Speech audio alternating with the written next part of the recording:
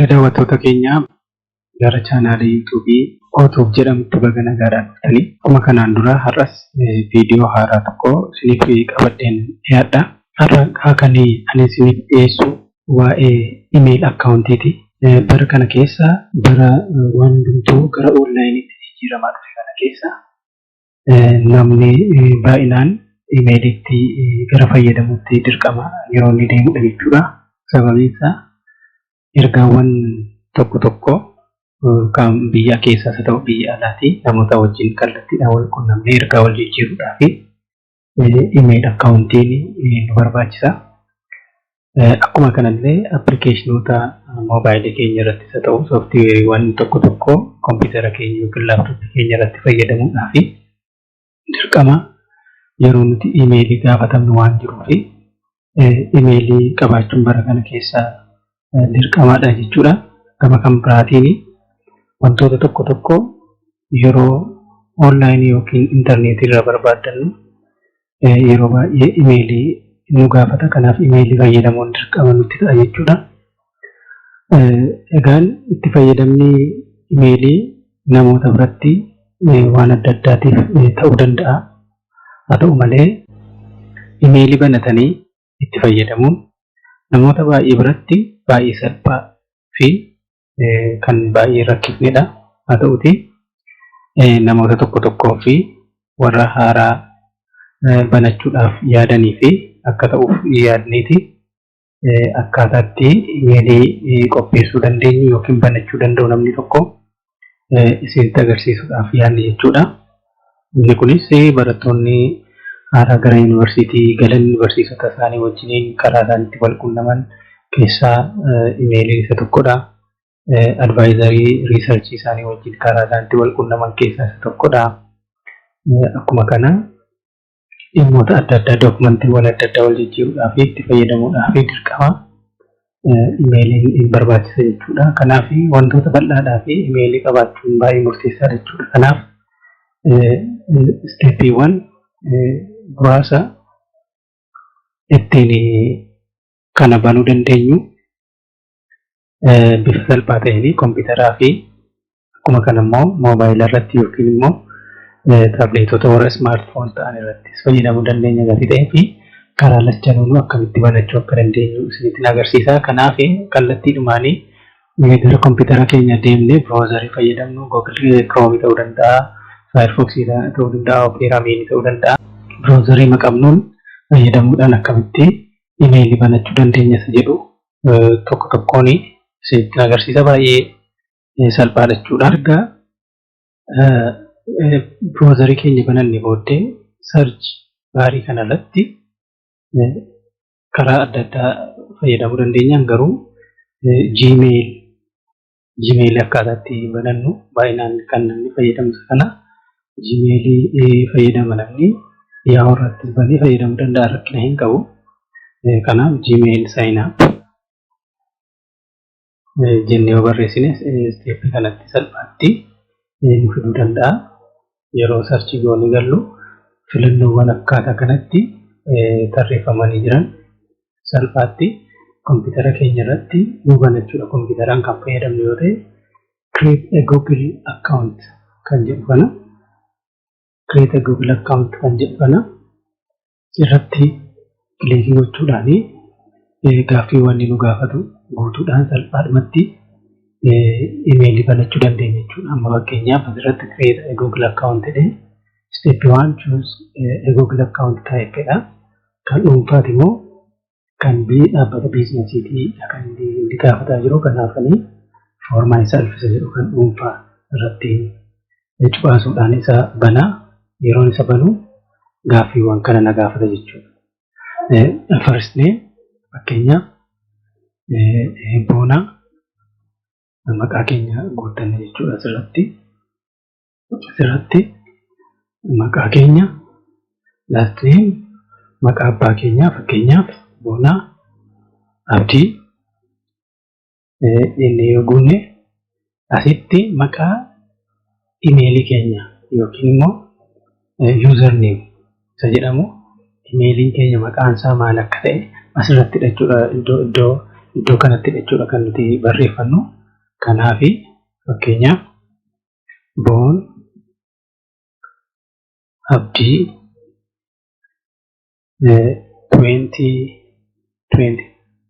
2022 kan jedhu galcheera. Maqaa isaa jechuudha boon abdii 2022 ispeesii hin qabu. Akkaataa kanatti banna. Waan nuyi dagachuu hin qabne egaa maqaa kana akkaataa itti barreeffame sirriitti hubachuu nurra jiraata. Fakkeenyaaf yeroo deebinee email akkaawuntii kanatti fayyadamuudhaaf dhufnu maqaan nuti asirratti fayyadamne jalqabni isaa capital letteriidha yoo ta'e capital letterii goonee hin gallu yoo ta'e small letteriidha yoo galle nuun banu. Akkuma kanammoo small letteriidhaan barreessinee kaane capital letteriidhaan banuudhaaf yoo yaalle hin ta'u jechuudha. Kanaaf amma akkuma asirratti ilaallu egaa boon abdii 2022 inni jedhu kuni akka inni fudhatame hojiirra oolee kan inni iddoo kanatti nutti agarsiisaa jirudha. That username is taken, try another kan biraa yaali malee kuni qabamaadha kan jedhu erga fidee booddee filannoowwan nuu fide. Filannoowwan nuti itti fayyadamuu dandeenyu boonaa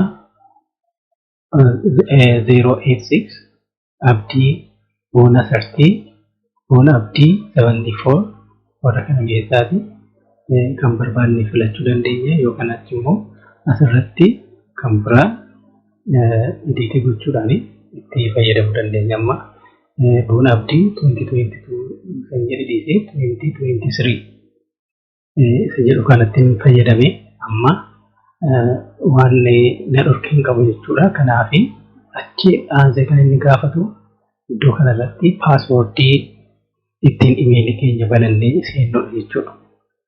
Kanaaf imeelii keenya irratti yeroo paaswoordii fayyadamnu wantoota adda addaa waliin maknee itti fayyadamuun baay'ee barbaachisaadha. Fakkeenyaaf lakkoofsa kan isinitti mul'atuuf akka inni mul'atan godha. Lakkoofsa itti daballee akkuma kana capital letter itti daballee fakkeenyaaf capital letter itti daballee fayyadamuu barbaachisa. Sababiin isaa salphaatti nu jalaa namni tilmaamuu waan hin dandeenye ta'utu irra jiraata. Tokko boon abdii fakkeenyaaf dhagaa kun strongii ta'uu yookiin immoo paaswoordii cimaa ta'uu dhiisuu danda'a. Kaaraakteriin isaa 8 ta'uu qaba. Yoo xiqqaate 1 2 3 4 5 6 7 8 waan 9 goone itti fayyadamne fakkeenyaaf wantoota adda addaa simbooliiwwan adda addaa itti dabaluun barbaachisaa jechuudha. Fakkeenyaaf akkuma argitan kana tokko boona abdii kan jedhu kana namni yoo cabsuudhaaf yaa'ellee salphaatti ni cabu jechuudha. Kanarra caalaa garuu jabaata ta'utu irra jiraata paaswoordiin keenya jechuudha. Konfirmii akkan godhuuf iddoo kanatti isan galchi paaswoordii kana akka mirkaneessuuf na gaafata waan jiruuf isa irra deebi'eetan mirkaneessaa. Isa mirkaneessuu narra jiraata qabachuudhaaf jechuudha.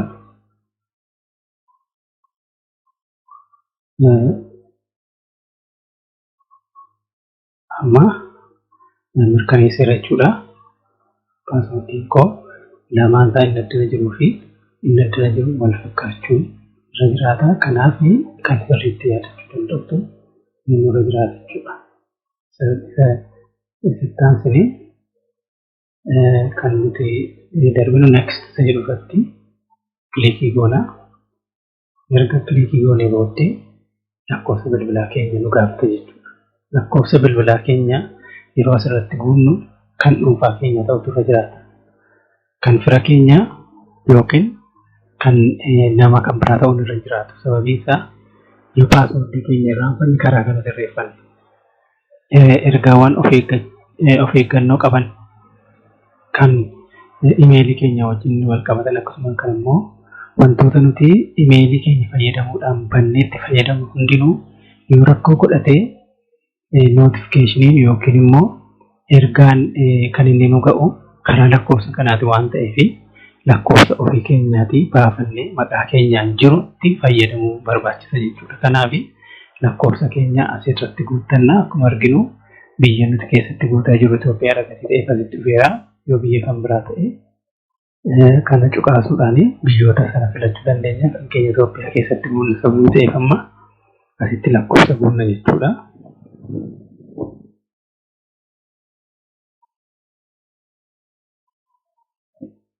Erga kana guunnee booddee kan inni itti aansee nu gaafatu recovery email address kan jedhu nu gaafata. Recovery email addressiin kun emailii kan biraa yoo qabaanne fakkeenyaaf yoo paaswoordiin yookiin immoo rakkoon kan biraan emailii amma banaa jiru kanarratti nu quunname Googleen isa furuudhaaf kan inni itti fayyadamu email addressii kan biraadha jechuudha. Akkuma arginu cufattuu kana keessatti kan inni jechaa jiru optionaaliidha. Dirqama miti guutuu dandeenya, guutuu dhiisuu dandeenya. Yoo guunne garuu yoo bilbila keenya akka carraa ta'e bilbilli akka sila jenne sana nu duraa rakkoo godhate karaa imeelii kanaatiin deemnee rakkoo nu quunname sana furachuudhaaf baay'ee nu barbaachisa ta'ee asirratti yoo qabaanne yoo guunne gaariidha jechuudha. Taansee kan inni nu gaafatu bara dhalootaati. Inni durarra jiru ji'a kanarratti kilikii gochuudhaan ji'a keessa dhalanne guunnaa. Umuriin asirratti guunnu yoo 18 ol ta'e gaariidha. Guyyaatti dhalanne guunnaa. Baratti dhalanne as keessatti akkaataa kanatti fakkeenyaaf guunnaa. Achi darbinee saala yookiin immoo jendarii nu gaafata. Jendarii keenya asirratti yoo dhiira ta'e durba ta'e fiimal jechuudhaan erga guunnee booddee gara kanatti darbinee cuqaasna. Yeroo kanarratti kilikii goonu piroosesii itti aanutti nu dabarsa jechuudha.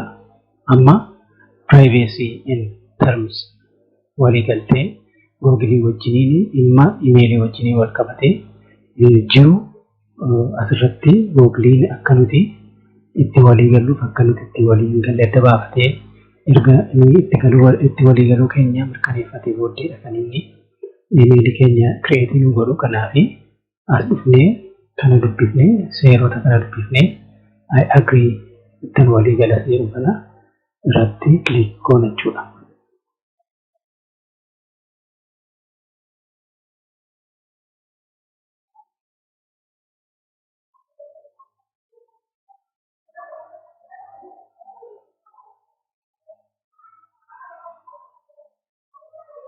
Amma akkuma argitan kana imeelii keenya kireetii nu godheera jechuudha Googiliin. Kanaaf filannoo adda addaa kan inni nu fidee gara keessoo imeelii keenyaatti galleetidha kan jiru.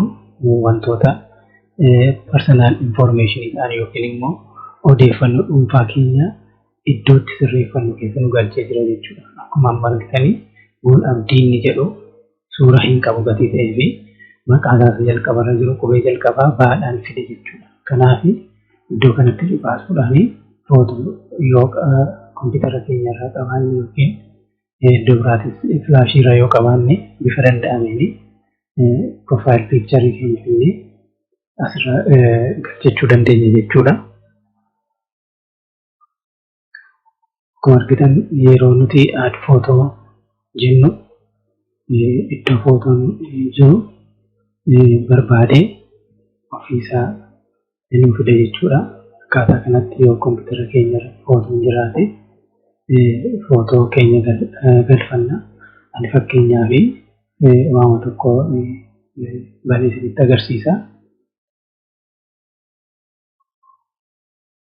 Amma san filadhe kanatti gara profaayil piikcharii koronaa galchaa jira jechuudha. Filannoo lama naa fide. Filannoo lamaan kana filannoo afur naa fide. Filannoowwan arfan jiran kana keessaa kan barbaade filadhee san save as profile picture jedhu irratti cuqaasaa. Yoo barbaanne asirratti waan ediitii gochuu barbaanne ediitii gochuu dandeenya. Garuu fakkeenyaaf gadi ta'e kanuma irratti baasee isinitti agarsiisa. Amma akkuma arginu profile picture kooti naasreessaa jira jechuudha. Fixeera. Amma akkuma isinitti biiraatii gara footoo kootti na jijjiireera jechuudha. Erga kana xumuree booddee akkaawuntiin keenya banamee xumurameera jechuudha. Kanaa booddee imeelii keenya deebinee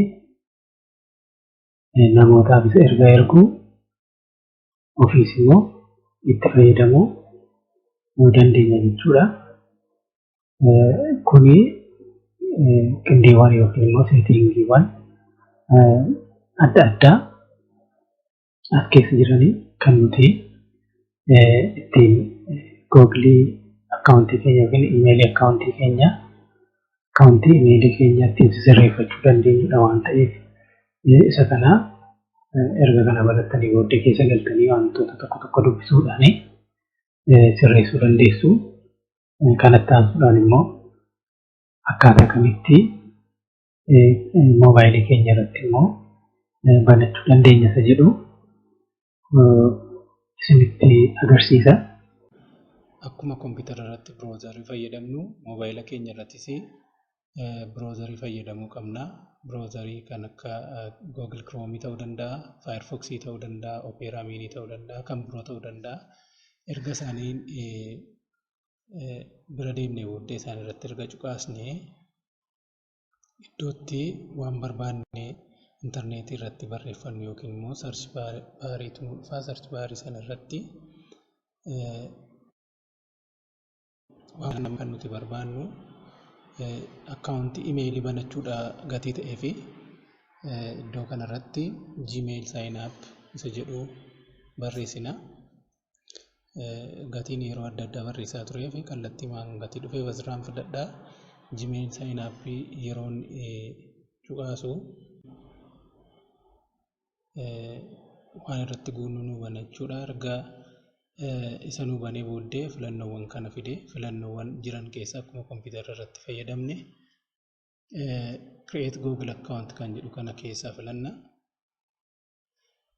Sanaa booddee akkuma amma argitan kana for myself to manage a business kan jedhu karaa lamaan kana keessaa akka nuti filannuu fi nuuf fide. Akkuma beekamu nu kan dhuunfaa keenya banachaa jirra gatii ta'ee fi for myself isa jedhu bananna.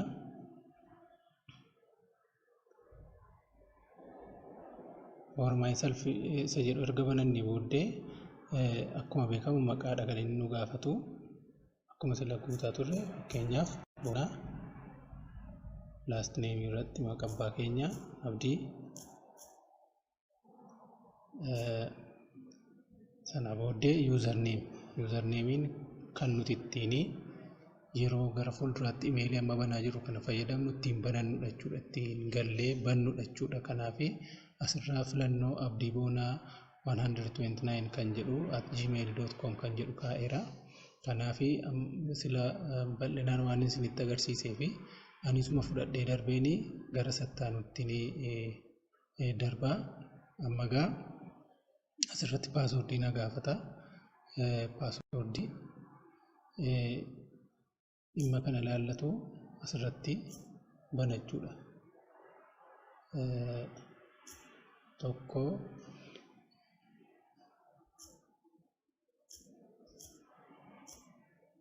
Abdii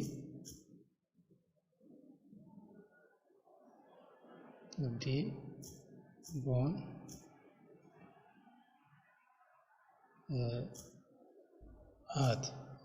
yoo jedhe fakkeenyaaf asitti confirm jedhee na gaafataa jira. Sababii ta'eef paaswordiin yeroo confirmationii guunnu kan jalqaba guunne kan lammata guunne sirriitti wal fakkaachuu qabaata. Kanaaf isuma gararraatti guutame sanatti irra deebi'a. Tokko capital A Abdii Boon kan jedhu kana guutaa. Amma confirmationiidhaaf na gaafate Kana booddee next jedhutti darbina. Achi booddee lakkoofsa bilbilaa keenya nu gaafata. Lakkoofsa bilbilaa keenya akkuma sila isiniin jedhe sana lakkoofsa bilbilaa keenyatu guutamuu qaba.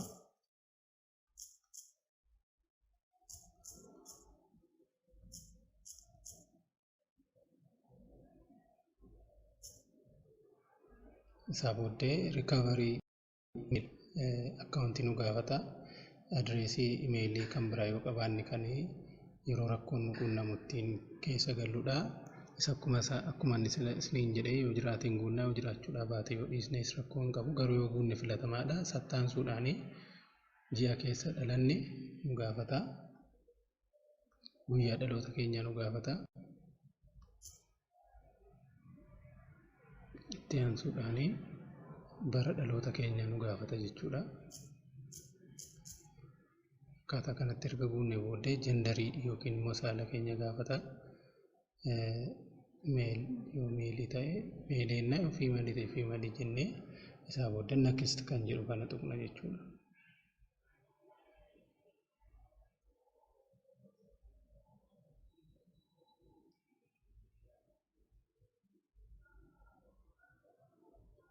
Ergasii booddee akkuma kompiitara irratti privacy and terms nuu fidee ammas nuu fida.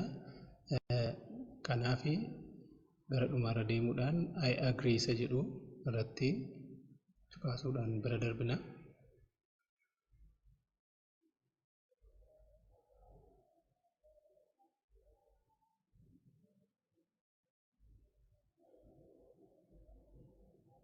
Ergasii booddee akkuma kompiitara irratti nuu fidee gara keessoo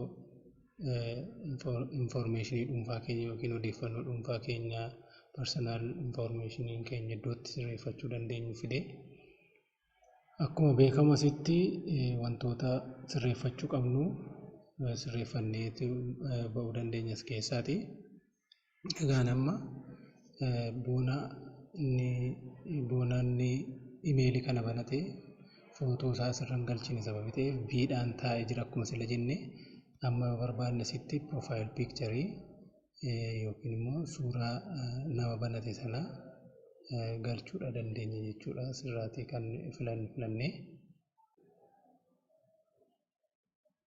Kanaaf iddoo kana irratti add profile photo kan jedhu kana iddoo kana kan jiru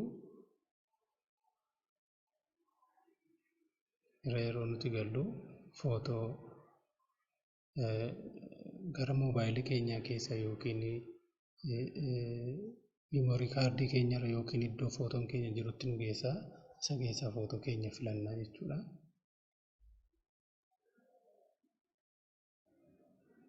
Asirratti nuuf fideera. Filannoo kana keessaa tokko filannee save as a profile picture kan jedhu kana irratti akka inni nuuf galchuudhaaf irratti cuqaasna.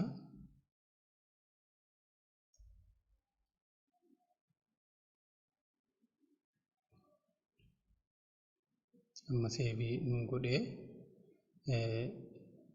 profile picturein keenya akka inni asirratti galee nutti maalitti jira. Kanaaf kana booddee inni qubeedhaan ta'e kuni gara footoo keenyaatti inni kan inni jijjiiramu. Egaan bifa salphaa ta'e akkasiitiin imeelii banachuu dandeenya jechuudha. Imeelii erga bananne booddee akkaataa itti fayyadama imeelii akkamitti immoo itti fayyadamna, akkamitti namaaf ergaa ergina, akkamitti namaaf ergaa erginaa, akkamitti immoo ofii keenya ergaa nama biraa dhufee fudhannaa kan jedhu immoo gara fuula duraatti walii wajjin ilaaluu dandeenya yookiin immoo kallattii adda addaatiin ilaaluudhaanis fayyadamuun ni danda'ama.